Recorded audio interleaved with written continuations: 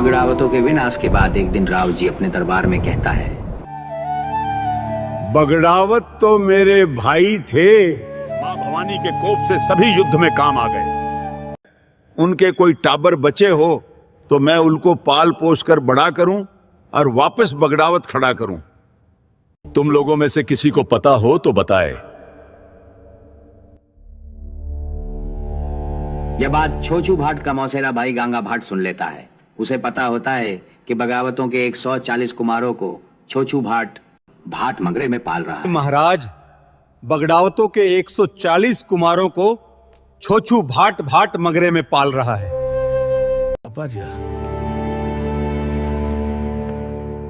हमें वहां चलकर उनको यहां लाना चाहिए।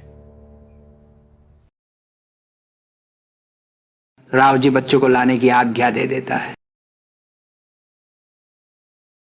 राव दुर्जनशाल अपने सैनिकों के साथ किले से बाहर निकलते हैं। सघन वन से गुजरते हुए राव दुर्जनशाल अपने सैनिकों के साथ वहां पहुंच जाते हैं, जहां पर छोचू भाट बगड़ावतों के टाबरों को पाल रहे होते हैं। तुम्हारे बाप दादा महावीर थे, तुम भी उनकी तरह बनो।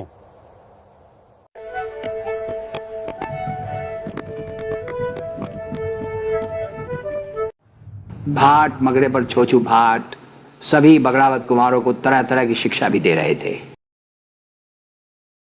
राव जी जब अपनी सेना के साथ भाट मंगरे पहुंचते हैं, वहां छोचू भाट मंगरे पर बैठा देखता है कि सेना आ रही है, तो सभी 140 राजकुमारों को मंगरे में छोड़कर भाग जाता है। मुझे और तेज दौड़ना चाहिए, कहीं ये सैनिक मुझे पकड़ ना ले।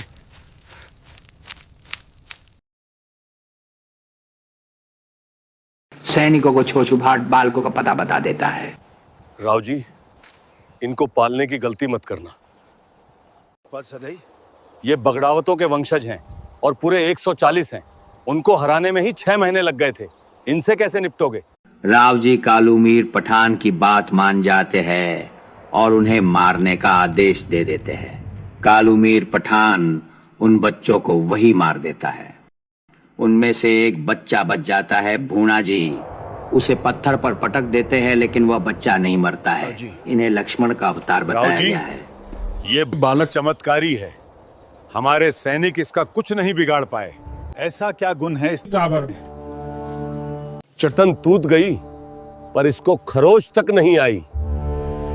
जिसका कुछ बिगाड़ न सको उसको अपना बना लो, यही नीति है। इसको राजमहल ले चलो, वही इसकी किस्मत का जब फैसला भूणा जी नहीं मरता है तो राव जी उसे अपना पिंडी 5 बेटा बना लेते हैं।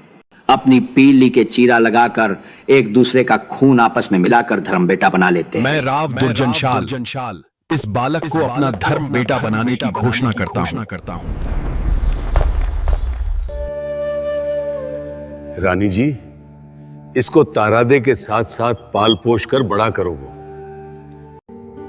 महाराज, ये किसका बच्चा है? इसके घर वाले कहाँ हैं?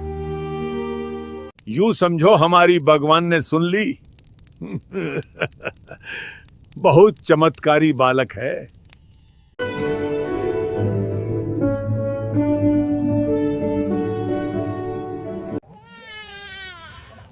बहना, इस सांप को दूध क्यों पिला रही हो?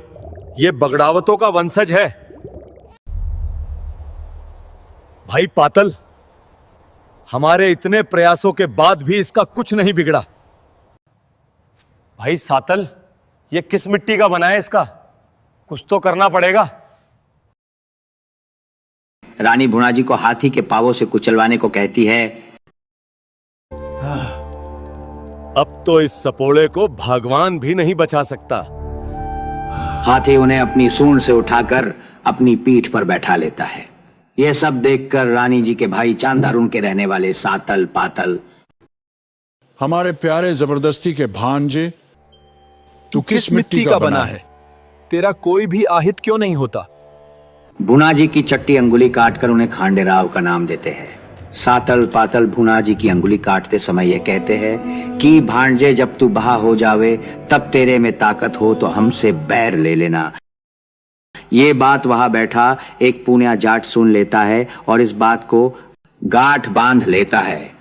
वक्त आने पर भूणाजी को बताने के लिए। इस प्रकार भूणाजी राव जी के पास राण में ही पलता बढ़ता है। दूसरी ओर जब नापा ग्वाला को बच्चों के मारे जाने की खबर मिलती है तो वह माला सेरी डुगंडी की तरफ जाता है, जहां पर साड़ू माता अपने बालक उदल व हीरा दासी के साथ रह रही होती है। हे माता, राव जी का खतरा बढ़ता ही जा रहा है। आप टाबर को लेकर अपने पीहर देवास चली जाओ। नापा जी, मैं मेरे पीहर नहीं जाऊंगी। गोठा जाकर उजड़ी गोठा को वापस बसाऊंगी। नापा जी, चिंता मत करो, यह बालक देवों की कृपा से सुरक्षित रहेगा। इसका भाग्य महान है। हीरा बहन, काले घोड़े को तैयार करो, हम आज ही गोठा के लिए प्रस्थान करेंगे। इस प्रकार साड़ू माता टाबर देवनारायण को गोद में लेकर हीरादासी व नापा ग्वाला के साथ घोड़ों पर बैठकर गोठा जाने के लिए निकल जाते हैं।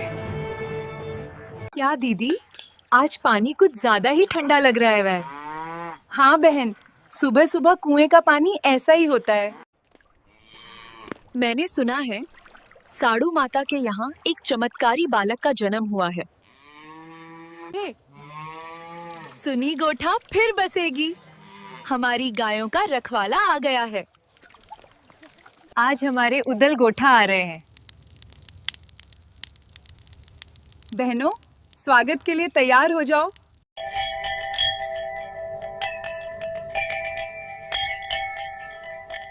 बहनों बहनों गाओ बजाओ, आज हमारे तार निहार गोठा पधारे हैं। नाचो छोरिया हमारी गाओ ये बजाओ, गड़की की गुजरिया मारा नारायण का गाओ मंगलाचार। थाने धन्य धन्य मारी माला सेरी डुंगरिया, बट्ठे जमिया जन्यमिया त्रिलोकी का।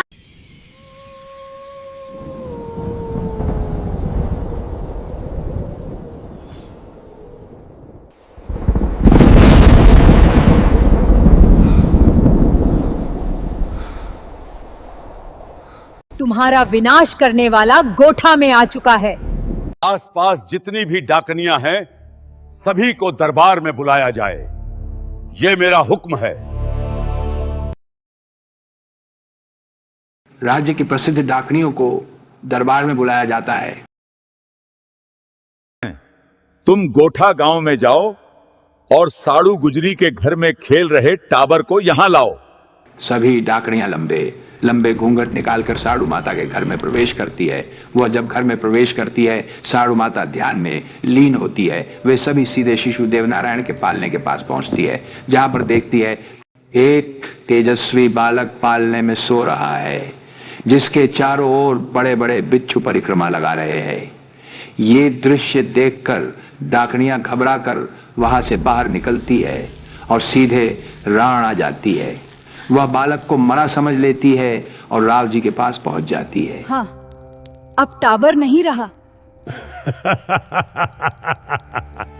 महाराज, टाबर अब इस दुनिया में नहीं है।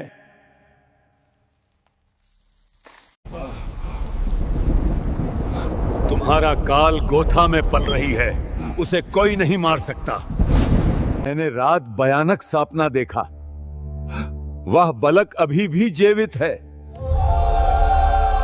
5 ब्राह्मण बुलाए, शायद वो ही ये काम कर सकते हैं। हे ब्राह्मणों, यदि तुम मेरा बताया काम कर देते हो तो मैं तुम्हें आधा राज्य बख्शिश में दूंगा। तुम सब गोठा जाओ। वहां साड़ू गुजरी के घर एक दिव्य बालक है। उसकी किस्मत का फैसला अब तुमको करना है।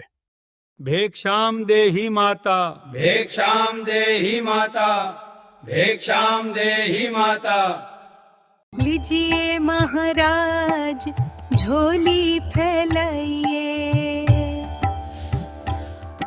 माता, हम भिक्षा नहीं लेंगे, आप हमें भरपेट भोजन करवाइए। इस आटे दाल से आप खुद अपने हाथों से रसोई बनाकर खाइए। माता, पहले आप खुद भोजन बनाने के लिए रतन बावड़ी से पानी भरकर लाएं। मैं रतन बावड़ी से पानी भरकर लाती हूँ। तब तक आप लोग विश्राम करें। साड़ू माता पानी लेने रतन बावड़ी पर जाती है और इधर ब्राह्मण अपने उद्देश्य की पूर्ति के लिए वहां पहुंच जाते हैं जहां पर भगवान देवनारायण पालने में खेल रहे होते हैं। यहाँ पर शिशु रूप में भगवान देवनारायण गलत उद्देश्य से आए ब्राह्मणों को लीला दिखाते हैं। किसी को पालना खाली दिखता है, किसी को बालक सोया हुआ, किसी को पालना ही दिखाई नहीं देता और अपनी अपनी बात को सत्य सिद्ध करवाने के लिए आपस में ही लड़ने लग जाते हैं। नहीं पालने में सांप है, नहीं पालने में टाबर है, नहीं मुझे पालना खाली ही दिखा। सभी विप्रजन शांत हो जाए, ये पानी लो और अपना भोजन बनाओ। ये ढोंगी ब्राह्मण लगते हैं, शायद इनको भी राव जी ने ही भेजा है। साड़ू माता ये सब देखकर चिंतित हो जाती है और मन ही मन सोचती है कि रोज ही कोई ना कोई आफत आ जाती है, कहीं रावण जी सेना भेजकर बच्चे को ही ना मरवा दे। ये सब सोचकर वह गोठा छोड़कर मालवा जाने की तैयारी करती है और दूसरे दिन अपने विश्वास पात्र भील को बुलवाती है।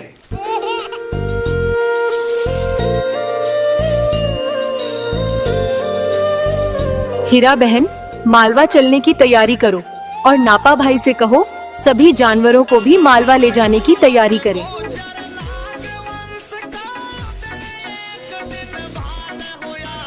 इस प्रकार साड़ू माता, हीरा दासी, गाय, ग्वाले व टाबर देवनारायण सभी को साथ लेकर गोठा छोड़कर मालवा के लिए निकल जाती है।